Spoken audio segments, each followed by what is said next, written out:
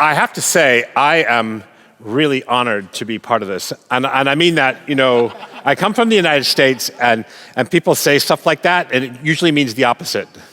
But anyway, so it sounds like a politician thing to say, doesn't it? I'm honored to be here, what a privilege, and all that. But I really mean this is so important because as we hear more and more in the business world about having businesses which are two-speed, to have a core, internal, stable business, and running more of our businesses like projects on the outside. And as projects become increasingly part of our life, for better or for worse, that's the way the world is right now, the fact that they still fail 20, 30, 40, 50, 60, 70% of the time is a horrifying thing. If you think about where the risk is in a business, and if you think about where the opportunity is in a business, lies in projects a lot, right? A lot in how you're trying to change them.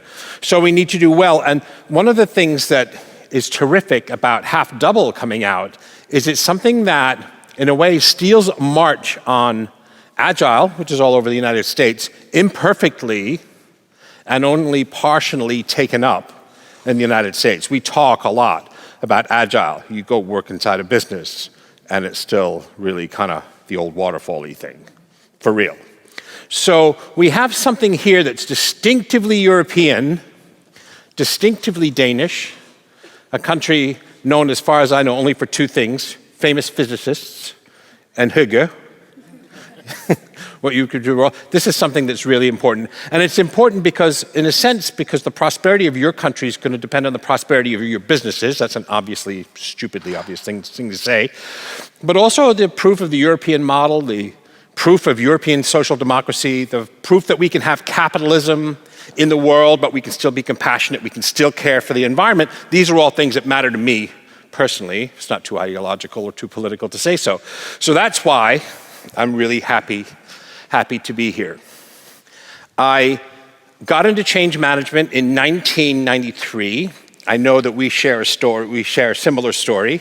I did a project for Barclays Bank in England. I was a new consultant. I was 33 years old, had a nice new suit and a nice red tie, nice briefcase. And we went and we wrote a report. We charged them 1.6 million pounds, $2 million for our report. Big report. It's like 9 months' work. And we talked to everybody in the business with this report. The business unit heads, the board, the chairman, the chief executive, all the stakeholders, all the PowerPoint slides, all the engagement, all the enthusiasm, all the inspiration in the world. Nothing happened with that report. Nothing happened. They did nothing. It's not that they didn't like it. It's not that they didn't agree. They paid the fee of $2 million, but nothing happened. No change happened. So I thought to myself, I was a young idealistic consultant like many of you sitting in the audience, to think, when are they going to blow the whistle on us? Are we really going to end up not in jail for charging these guys $2 million for telling them what to do and then walking away and saying, good luck with that. Hope it works out for you. Which is what we did, which was a model of consulting in the 1990s. So I became fascinated by change management.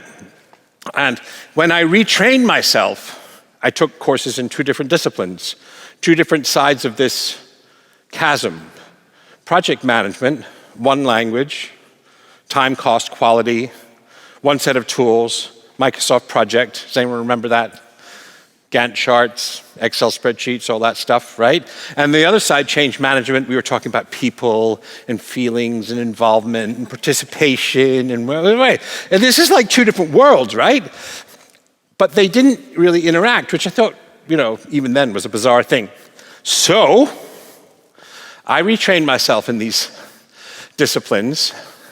I began to study change management, and then another famous Danish scholar, whose name is Bent Flavbjerg, is that right? At Oxford. How's that pronunciation, okay? Oh, shit. I couldn't say that in a million years. My mouth won't do that. Talks about project overruns, and how for some of these biggest ones, these are from the United States and from Great Britain, but we have plenty of examples all over the world, about how much it costs us when projects go badly. So that's one of the chasms. So here's another chasm. As I went out to write this yellow book, I was reading a lot about behavioral science. How many people have read a book called Nudge? How many people have read a book called Thinking Fast and Slow? Predictably Irrational?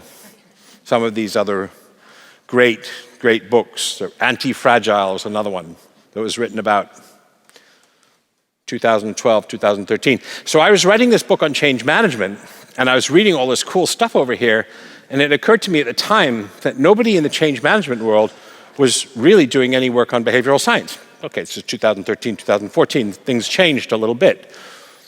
So we look at these change management models we talked about from the 1940s through 2003. And you know what? There's no behavioral change in there. Now, ask anybody who's worked on projects for a long time, especially projects that have gone badly. You'll say, what went wrong? And they say, we didn't change behaviors. It's just kind of a stupid thing to say, right? How can you have a project without changing behaviors? How can you have a system that the users don't use? Right? Well, we got the system in. Nobody uses it. I mean, you say that, we joke about it now, but we had a knowledge management system at PricewaterhouseCoopers in the 1990s. Nobody used it. Nobody used it because it required consultants to put in their proposals and their project plans and their post-project evaluations and their project documentation. They actually had to do the work to upload it into the system, otherwise the system would be useless. But we didn't want to change our behavior. When the project was over, we wanted to go on to the next thing or go home to see our wives and children. So behaviors didn't change, no one used the system. And with something like a knowledge management system, if nothing goes into it, nothing comes out of it. No knowledge comes out of it. So it's a fairly standard complaint in project failure is that the behaviors don't change. So if you look at this stuff here that I studied so lovingly I studied it for a few years and then I started to teach it. There's no behavioral change built in there. And one of the great discussions we had over here in the corner is change models as written a decade ago or 2 decades ago or 3 decades ago. They weren't very good on behavioral change then, and they're absolutely terrible in the context of today's businesses. Terrible, terrible, terrible. Harmful, I would say. Models such as Cotter's from Harvard are positively harmful if you try and apply them in today's businesses the way they're run today with today's business challenges. And so, this is the big gap between what goes in up here, our ideas, our dreams, our goals, our aspirations, our plans, and our actions, our behaviors. This is a problem that's at the root of human happiness, it's at the root of prosperous societies, and it's at the root of business success, is how do you line up that which is here with hands and behaviors? Does that make sense? To some extent? And I tell you what, we're really bad at it. So here's a quiz. What percentage of heart attack victims change their diet, exercise, and smoking behaviors? Come on. 30. What do we see here? 30. 30. We have a 30. Higher? Lower? 20. We have a 30 and 20. You guys are very generous to your fellow human beings. You know that. You're being very too kind. Anybody have another answer? There's much lower. There's 7%. Now, our own model of changes, if it's rational, it's a good idea. You can make a case for it. And it's emotional, what I call two sides of the brain. It's a metaphor. It's not accurate, but whatever. You should want to change, right? So what's more emotional and more rational, having a heart attack? You've got pretty good reasons rationally, and you just about left your loved ones behind. It's pretty emotional. 7% behavioral change? Wow, that's pretty weird, right? So something's wrong with our model, for sure, because it doesn't explain that. What percentage of obese people say they want to lose weight? Okay, I'm one. We have one data point. What percentage of obese people say they want to lose weight? 95%, right? What percent achieve it in a given year? 5%. Okay, that's a pretty big gap, right? Of those 5%, 1 in 20 who change, what percent of it maintain it after a year? About another 5%, right? That's why obesity is the biggest problem today. So, these are the way it's terrible in business. What percentage of change programs fail? It depends what you mean by failure. But if it's coming short of expectations, if the change isn't sustainable, if there's a cost overrun, if we have to cancel the project, There's a whole way of understanding that. Depends what you mean. But it hovers around 30 to 50%, somewhere in there, depending on the kind of change. Culture change succeeds about 19% of the time. 19% of the time. How often have you heard or read in a management book or heard a CEO talk about we have to change the culture? Like, oh my God, okay, here we go again, right? Yeah, almost never succeeds, 20% of the time. Yeah, but yet it's like something that you hear people say all the time, right? We have to change the culture. We have to get the culture right. We need this kind of culture. We need a data science culture. So, very interesting.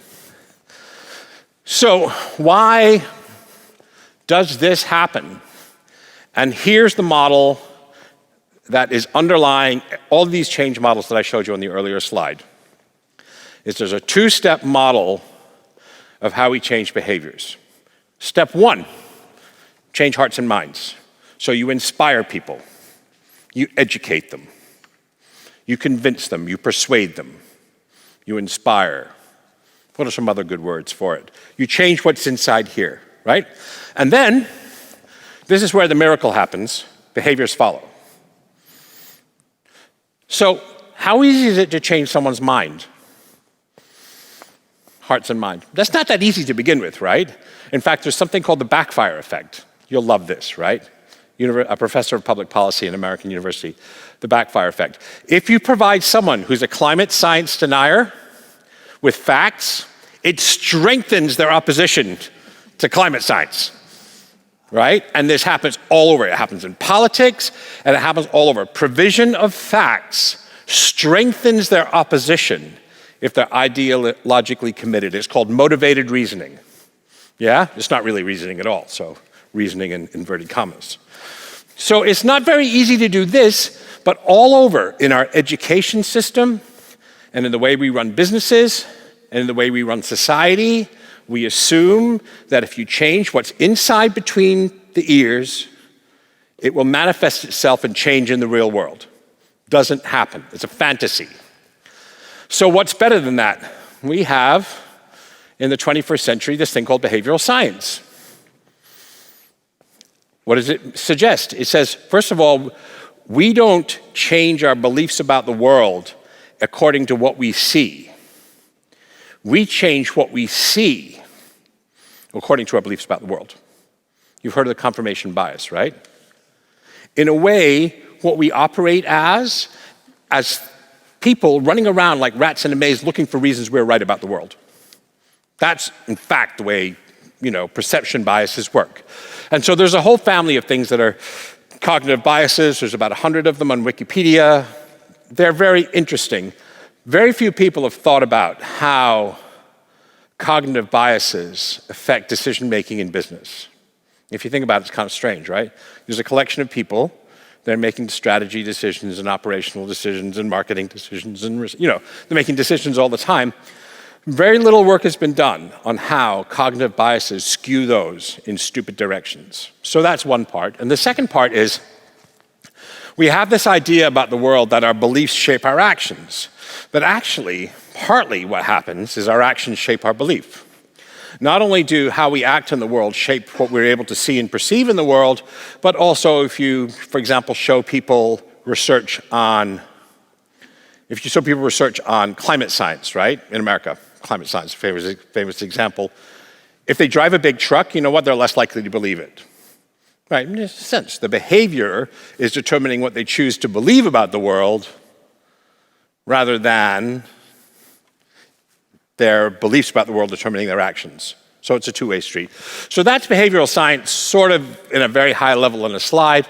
And what does that mean? That means in all of our change models, and that includes half-double, and that includes however you're beginning to work, you need some very practical tools from behavioral science to begin to work directly with behaviors. So you don't have to rely on persuasion to change behaviors, because it won't. So there's a bunch of different tools, and I'm going to give you one that I'm going to give you actually three. Three that I think are the best and the most fun and the most useful. And this is stuff, really, I wrote this book in 2013. This is a 2019 edition of it.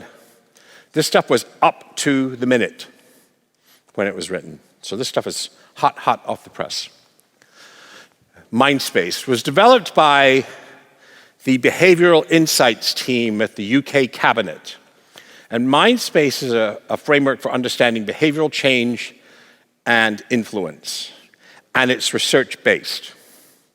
And they hired this guy from Chicago who wrote, one of them, Cass Sunstein or Thaler, that wrote Nudge, to become a consultant on it. So this is quite a famous organization in the UK, formerly European nation, the UK. And so what are the elements of Mindspace? Messenger, incentives, norms, default, salience, priming, affect, commitment, ego. So there's a lot of psychobabble up there as a word, what we call a word salad. Messenger, who will people listen to?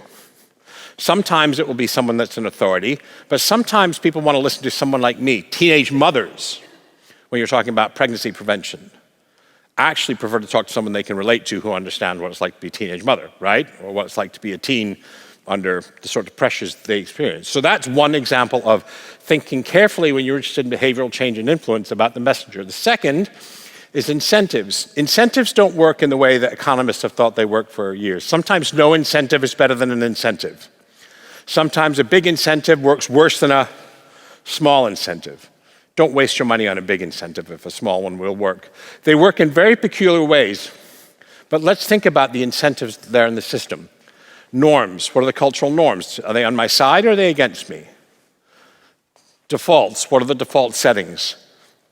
For example, in Denmark, you have an atrocious rate of organ donation, 7%, apparently. I'll show you a slide in a minute. In Austria, it's 90%. You know why? Why do you think? Are you more stingy with your organs than Austria? Because it's default that they are... Yeah, bingo, head of the class. Here, you have to say, and in the United States, by the way, you have to say, go on, take my kidneys and my liver. Yeah? You have to check opt-in. In Austria, you have to opt out. No, I don't want anyone touching my kidneys when I'm dead. You have to actually say that. So, but if you think about how simple that change is, and this is the amazing thing about behavioral science, is that little tiny change from opt-in to opt-out produces a swing from about 7% in Denmark to about 90% in Austria. Okay, there can be cultural differences that explain it as well. But if we look at the slide, which I'll show you in a minute, it's not all explained by culture. So that's pretty interesting, right? A little small change produces a huge change in behavior. So we have salience, stories, personal relevance, affect, emotion. We have priming, using cues in the environment. We have affect, commitment, making public commitments. And we have ego and identity. I'm not the kind of person who, or I am the kind of person who. So these are triggers that you can use. And you can use this very practically. So this is super abstract sounding, right? It is research-based. But you can actually set yourself up a checklist. So at the beginning, half double, you have the impact case, right?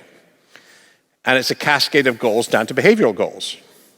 And so you get down to behavioral goals. You can say, okay, we're going to wait by magic for these behavioral goals to happen. Okay, what are we going to do? We can set KPIs. Okay, that's a good thing.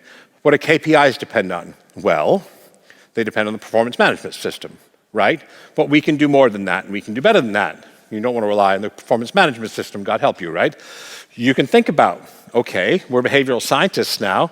Let's use this checklist and think how these can be supportive of the kind of behavioral changes that are in our impact case. We have, in the behavioral science, something called the feast. Fun, easy, attractive, social, and timely. Let me show you some examples. Timely. So you can lecture people till they're blue in the face about how they should walk up 2 stairs and down 1 or down 2 and up 1 or something like that. Which is more effective, that? Yeah? That's funny, right? It's good. Okay. You can nag people about not littering, but you can make it fun not to litter. Here we go. Look at this little northern country on the left here. Holy shit. What is that? How did that happen? Look at those countries where you have to opt out. It's pretty cool, right? That's a huge change. One of the things that my electricity company does in the United States is they send me a letter once a month saying, this is how much energy you use.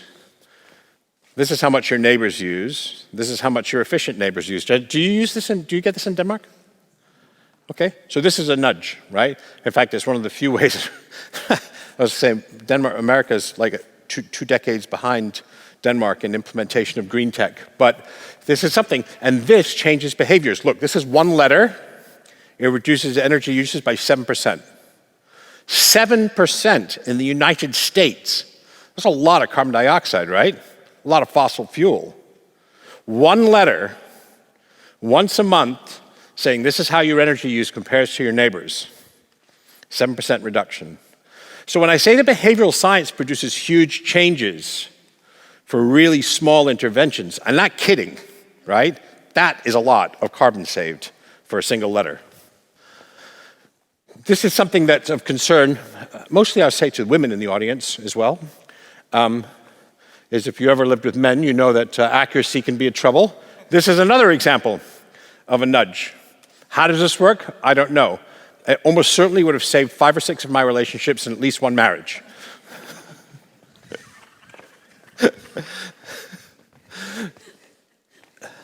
So we can't leave behavioral science without talking about habits. Those horrible things, hard to change. It's hard to get good ones, and God knows we all have enough bad ones, right? So let's talk about one of the misconceptions about habits, that they're about motivation. Okay, so get that out of your mind. Motivation is not your friend. Motivation is a function of physical arousal. You wake up some mornings, right? You don't feel it. You had a bad night's sleep, you're tired, you have jet lag. Your motivation is a function of that arousal, right? Clearly, right? It's physiological. And it's also a function of the narrative, of the story that you're telling yourself. But your motivation can be like this, right? You have days when you feel really motivated and days where you don't. Right? Yeah. So I used to live in a place in America, it's kind of a Scandinavian place, Wisconsin. A lot of Danes and Swedes and so forth there. And you see people out running when it's minus 25 degrees. They're out running. And I used to think to myself, what are they thinking?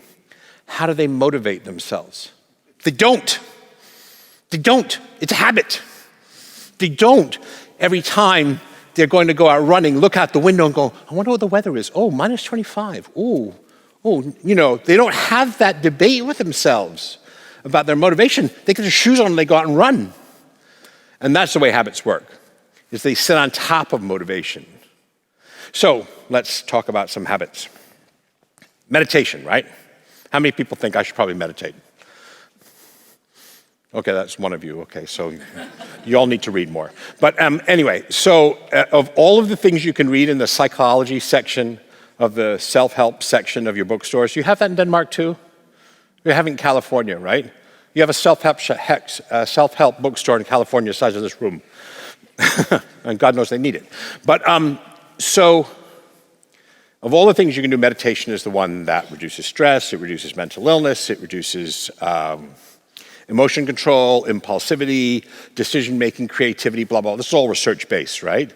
So all that shit that you see in the self-help section, you can set that on fire and basically start meditating. Anyway, so a lot of people think they should meditate more, right? So which is more useful to you? If you were to meditate for an hour on Saturday or 10 minutes, 6 days a week, which is better?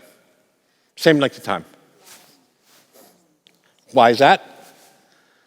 Because then you get more beneficial from it on these. Can you speak up? Can you speak up, please? You get the advantage of it in a wider range instead of just on that Saturday where you Okay, cool. rested. Other idea? Yeah. The trick to change, the hard part is getting the habit of meditating. What she said. Yeah. You have a habit. You have a habit. If I can do that for 5 minutes a day for 7 days, that's 35 minutes, right? It's much better than doing it for 35 minutes on Sundays. Much better. Yeah? Because I'm starting to build a habit. And so one of the ways that you can work with habits is to trick yourself and use these things called mini habits. So one of the reasons that people don't change behavior is it looks too big. Meditation. The Dalai Lama does 2 hours a day. Well, who's going to do that, right? Who has time? He gets up at 4, meditates for an hour, reads the newspapers for 2 or 3 hours, and goes and meditates again. I don't even know. Right, so we can't do that. But if we say, how many of you could spend a minute a day? Or 5 minutes a day? We could, right? We could find that on the train or in an elevator, in the shower, or whatever. We can find that sort of time. By doing that, you begin to build up habits. And so this concept is called mini habits. So that's a good way. Another way of changing habits is doing something like a 30-day challenge. So this is pretty cool, right? A lot of us don't change because we think, oh my God, I have to do this for the rest of my life, right? Try it for 30 days. Play a little game with yourself. Could I change X for 30 days? I've done it with walking, for example. I'm going to walk for 30 minutes a day, no matter what. And you know, in Colorado, I live at sort of 3,000 meters or 2,000 meters. You know, it gets pretty cold some days. I got home at 11 o'clock at night, but I was in this 30-day challenge, so I went out and walked for half an hour and whatever. You know, it's no big deal. So by doing that, it doesn't feel like a life sentence, but you still get the benefit. So that's another trick to change habits. Habits are sensitive to environmental cues. So if you want to, for example, go out walking or go out running, leave your trainers, sneakers, what do you call them? What do you call them in this country? Trainers, sneakers, shoes, somewhere, training, tennis shoes. Anyway, leave them on top of the television. So when you reach to turn on Netflix, you think, oh shit, you're wearing tennis shoes. You know what I mean, right? Some way or another, you set yourself a cue that will promote the behavior that you want to do. So you can do that. And it also works for mindsets. So when you're thinking about changing your mind, you can also have a trigger. When I think X, I'm going to shift my mind and do Y instead, right? So you can change habitual patterns of thoughts by using what's called implementation triggers. So designing behavioral change into products, this is one of these things consultants love to do this. Consultants love this stuff, right? They put like an easy 5-step process diagram. I don't mean to pretend that it's easy. I don't mean to pretend that it's linear. I don't mean to pretend it's straightforward. I don't mean to pretend that there's all the way to it. All there is to it. But you want to be specific about the behaviors. You want to use mind space and habits as checklists to think about it. You want to create measures, because one of the lovely things about behaviors is you can measure them. Yeah, and then you want to learn and reiterate. And I think this is really one of the things that's exciting about Half Double is you build behaviors into the start. So all of those other change models I showed you from the previous century, from the Jurassic Age, pre-Half Double, and we should do that actually. We should have, like, instead of Anno Domini and BC, we can have pre-Half Double and after Half Double. It's a new specified behaviors from the start. Never ever assume that if you tell people something, no matter how persuasive and charismatic you are, that you're going to change their behavior. Never ever assume that. Design them participatively. So the only sensible way to design behaviors is to ask the people who are going to have to do it. What sort of behaviors are going to make the system work for you? We consultants with our knowledge management machine, with the new CRM system. Involve people and help them co-design. This isn't cookbook stuff. A lot of the examples in Mindspace are from the realm of public policy. They're measured, they're evidence-based, they're research-based. There's great case studies. There are fewer case studies in business.